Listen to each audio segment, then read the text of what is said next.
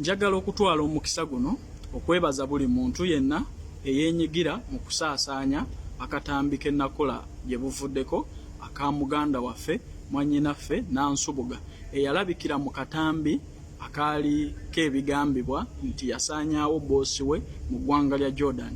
Neebaza nnyo ba human right activist, neebaza nnyo bannayuganda bonna abeenyigira mu kusaasaanya vidiyo zino ze tukola nga tunoonya ab'eŋŋanda n'ebikwata ku abo abantu ababa bafunye ebizibu ku mawanga.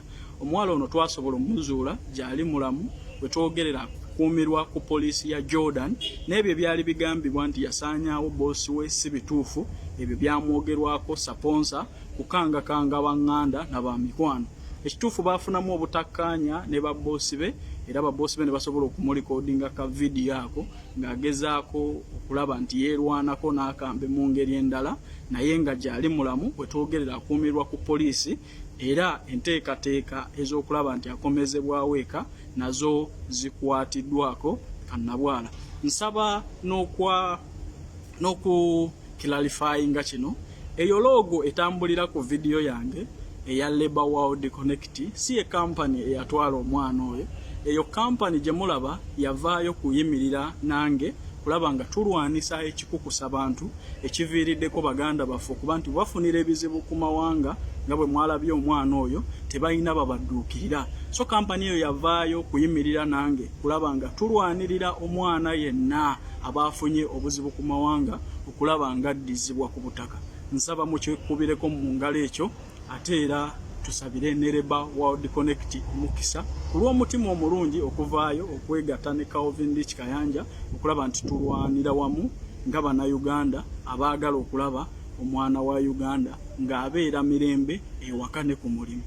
Nsaba mwongere okusheyalinga vidiyo ezo ze tukola okunoonya ab'eŋŋanda ababa bakwatibwako ku bantu abo ababa bafunye ebizibu ku mawanga, kubanga mu kuyita mumwe okusheyalinga families zizuuliddwa, details tuzifunye tetusobola okuyamba abantu. So muganda waffe Nansubuga gy'ali mulamu ababadde beeraliikiridde muddemu amaanyi, eky'okumuzeeka kikolwako mu bwangu nnyo ajja kubeera ku butaka. Kale Omukama abampeera omukisa, nsigadde nze Calvin Dich Kayanja wamu ne Labour World Connect. Eyo kampuni yavaayo kuyimirira nange kulaba nga tulwanisa ekikukusa bantu n'okulaba nti tuyamba bannayuganda ababa bafunidde ebizibu ku mawanga. Ate era kampani ereeta abantu bweru, tekiggaana kutwalayo mwana wo w'obuwala okulaba nti bamuleeta asobole okwekolera kasente, kubanga basobola n'okumuwa rescue. Ereeta abaana ku bwereere nga tebatadde muwadde 10. Omukama abanjagalire. Sigadde nze Calvin Dich Kayanja ku lw'abaganda bange abafuna ebizibu ku mawanga.